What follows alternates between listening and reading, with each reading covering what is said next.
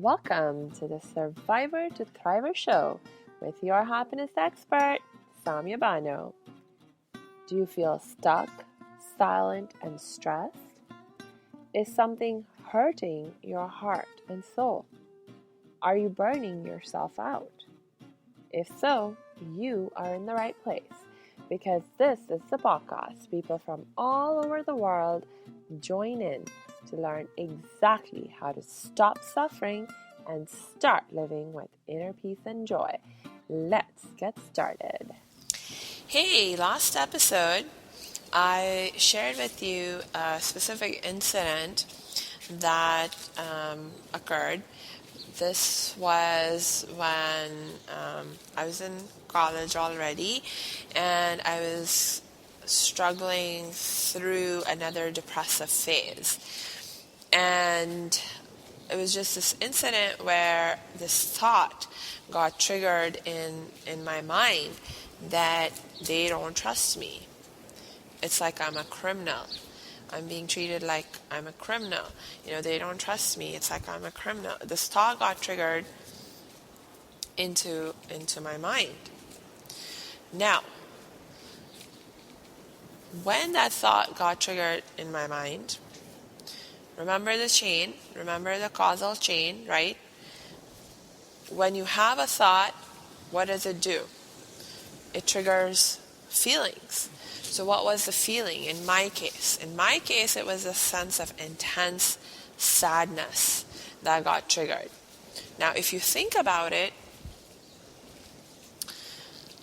if you really believe, if you really think that the people in your life don't trust you and you're being treated like a criminal and you're like a regular person, meaning like you're not a psychopath and you're not like somebody who is a criminal and proud of that identity for some reason, it's very natural and very normal response for you to feel bad as a result of that thought. That I'm not trusted, I'm being treated like a criminal, that it makes you feel bad is not a crazy thing, right? It's in fact a very natural thing. In fact, I would say that if you have this thought of I'm not trusted, I'm being treated like a criminal, and it doesn't make you feel bad in some way, it's an indication that there's something else that's going on that's not quite right. Because we as human beings, have a need to be trusted. We want to be trusted and we want to be able to trust. It's another one of those core essential human needs. Like we all have a need to love and be loved, to care and be cared for. We also all have a need to be able to trust and be trusted. Because trust is one of the core foundations of healthy relationships. And everything in our life, in our universe is interconnected, interrelated. It's all about the relationships within which we exist that even give our life any kind of meaning and purpose and even the ability to survive. So if we don't have trust, we cannot have healthy relationships. If you cannot have healthy relationships, it puts your very survival at jeopardy, doesn't it? So this is a big deal. If you really begin to think that you are not trusted and it doesn't make you feel bad, there's something wrong, right? There's something wrong. So the fact that I felt bad when I had the thought I'm not trusted was in its way a good sign, at least to the extent that it was a natural, normal response. But I described to you the incident within which, the context within which I had this thought.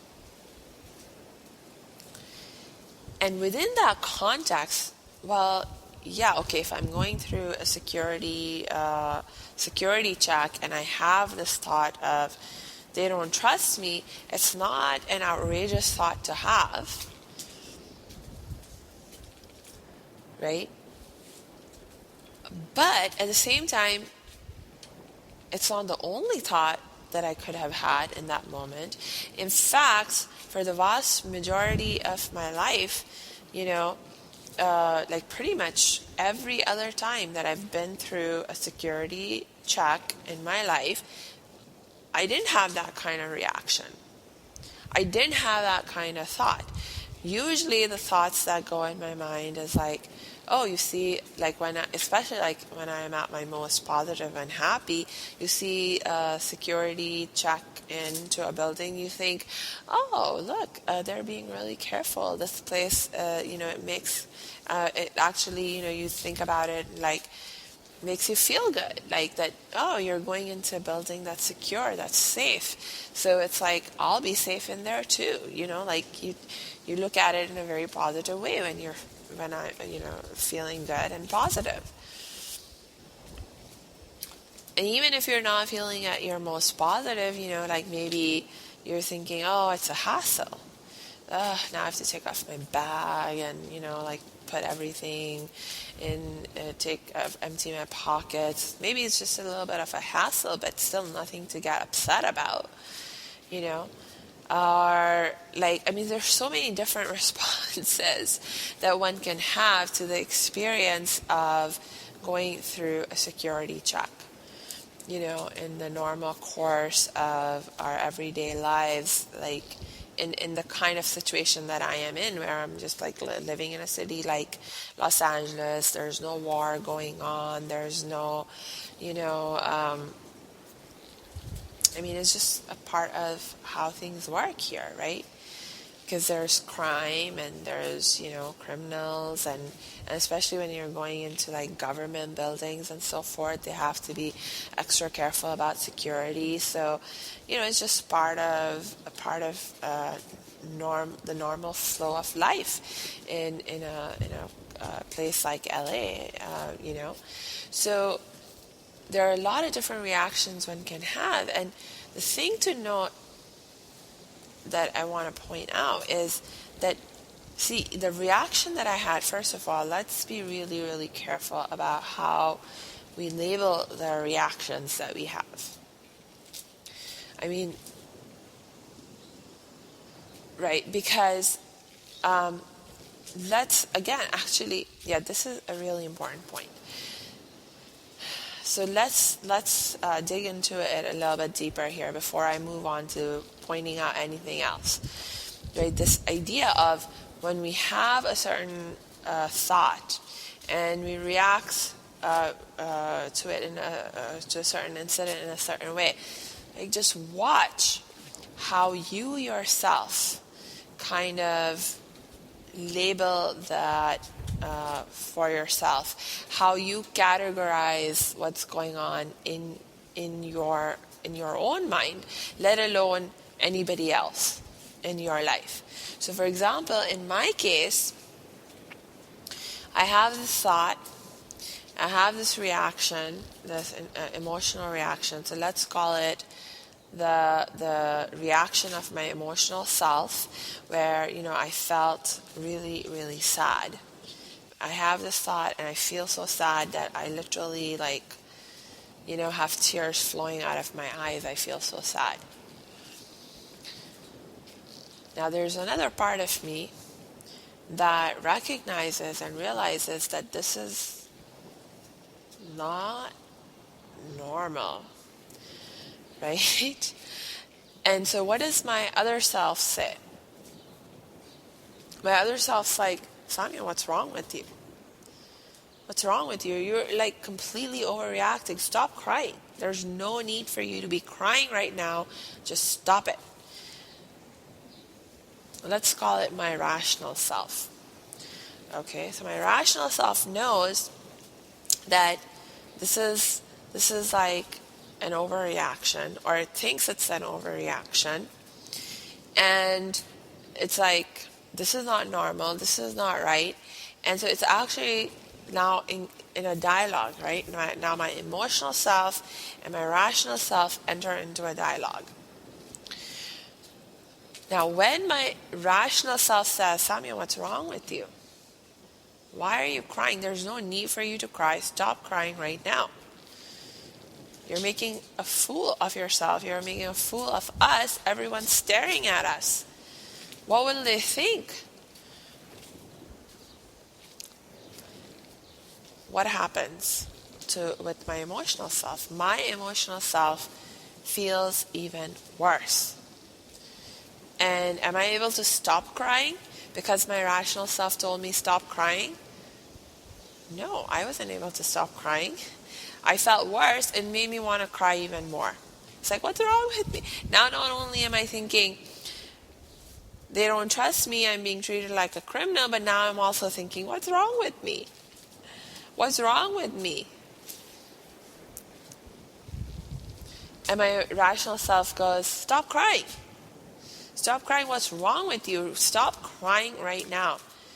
And then my emotional self's like, I can't stop crying. What's wrong with me? I can't stop crying. What's wrong with me?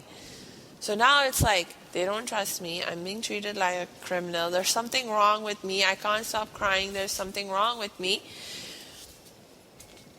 And all of these thoughts are doing what? They're making me feel even worse.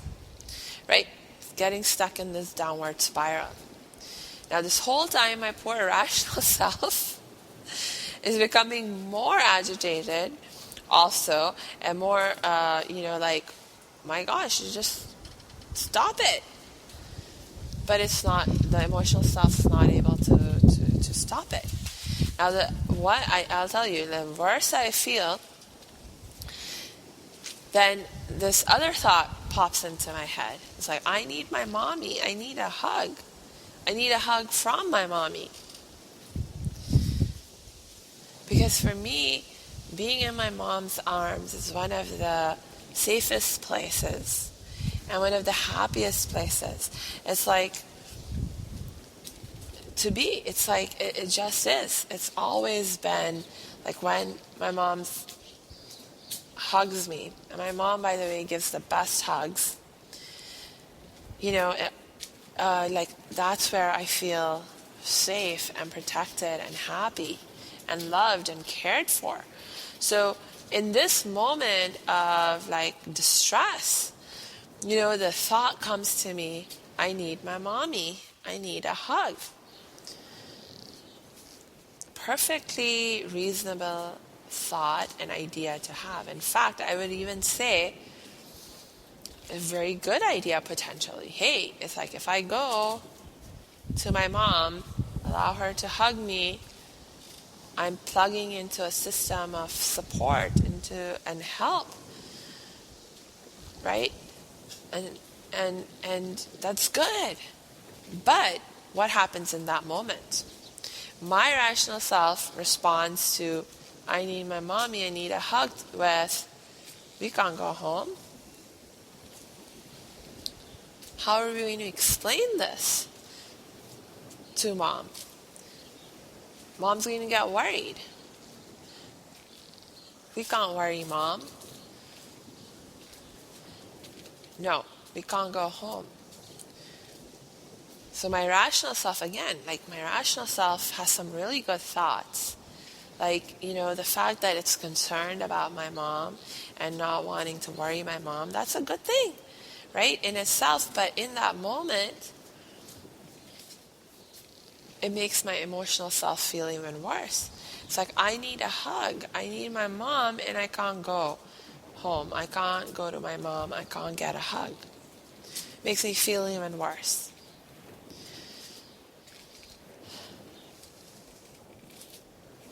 So, luckily for me, in that moment, I'm on the bus on my way home. Like I was on my way home, but I'm like, can't go home. Luckily, there's a bookstore that comes in the way.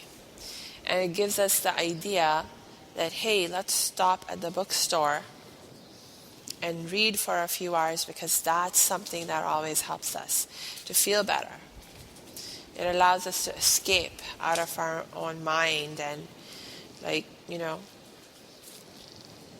it's just something that helps us. And luckily, my emotional self and my rational self are both able to agree on this idea. And so we stop at the bookstore, we spend a few hours there reading things, and we're able to calm down and we're able to help ourselves. So the good news in this scenario is that we were able to find a solution, like between my emotional self and my rational self. We were able to find a solution that worked for both of us, at least for the moment, and we were able to help ourselves calm down and so forth. So that's the good news. Now, the good news in that situation also, like the lesson to be learned in that situation also, is that there are always multiple options. So if one option feels like that's not going to work, or that's not going to, there's another part of you that's sort of not fully on board with that option, it's okay. You know what? Like, there's always multiple options. So if one option doesn't seem to be working, keep going, keep thinking, keep brainstorming. You could come up with a different option that you can feel comfortable with, that all of you can feel comfortable with, that you're like, yeah, I can do this. So you can find an option that works for you. So the good news is there are always lots of options, and there's always an option out there that you can that can prove to be the win-win solution. Okay. But now back to the dialogue between my emotional self and my rational self. Can you see how the emotional self, in its way, was having a perfectly natural reaction to the thoughts that were triggered for us? And there was nothing wrong with the way that it was thinking and feeling within that particular context. I mean, yeah, like maybe the intensity of those feelings and thoughts was a little bit over the top in the context of like, that's not how I normally roll. Even at that point in time, that was not normal for me to have this kind of intense reaction triggered by such a small, seemingly small thing. But in and of itself, like when you think about it, things from the perspective of the emotional self, I hope you can see that it wasn't like some crazy reaction, And similarly with the rational self, the way that the rational self was responding, it was actually coming from a place of trying to be helpful and trying to help us solve the challenge, get through the situation in a way that allowed us to, preserve our dignity and, lift ourselves up out of that highly intense emotional state. Because, we didn't want to be feeling like that. So it's like they were both making sense in their own ways, but the way that my rational self responded to my emotional self, did you notice how there was this like tone of blame and judgment underlying all its responses? The rational self had this tone of blame and judgment underlying all its responses to my emotional self. And in that moment of crisis, the emotional self, that made things even worse for the emotional self. That blame and judgment, it like the emotional self took that on. It was like accepting it as the truth, that blame and judgment. And it made it feel even worse. So the point over here is that, look, sometimes even when we have really good intentions, we can act in ways that end up doing more harm than good. And by the way, this is not just in terms of how we have our internal dialogues, but this is also something that can happen between our interactions with other people. So it's like if you are, in fact, going through let's say an emotional crisis, and you reach out to another person for help and support, they could very well react like my rational self did, and then you end up, feeling even worse, even though your friend or whoever it is that you reached out to for help and support, they're doing the best they can with what they know and what they have to help you. But it's just that they don't know the best way to help you, so you end up feeling even worse. Or you may be the one doing this to somebody else in your life. When they reach out to you for help and support, you see what's going on with them, and you see, this doesn't make any sense, this is completely illogical, completely irrational, and you respond to them accordingly, you see, and even though you're coming from a really good place trying to help them, things actually end up, getting a little out of hand there, and things become can go in a downward spiral. So the point is that, look, sometimes we just don't know the best ways to help ourselves and to help our loved ones. So it's important that we learn better ways, to help ourselves and to help our loved ones, particularly in the context of when they're going through a hard time, like in a sensitive place, like emotionally, So what are some of those better ways?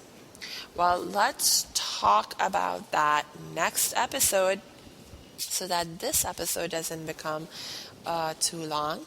And I will just wrap up this episode with a reminder that, hey, look, if you find yourself struggling, you need some help and support, and you find yourself struggling to receive that or give it even to yourself effectively, don't continue to struggle with it on your own. Please make your life easier and reach out for some help and support. And I am one person that you can reach out to for that help and support.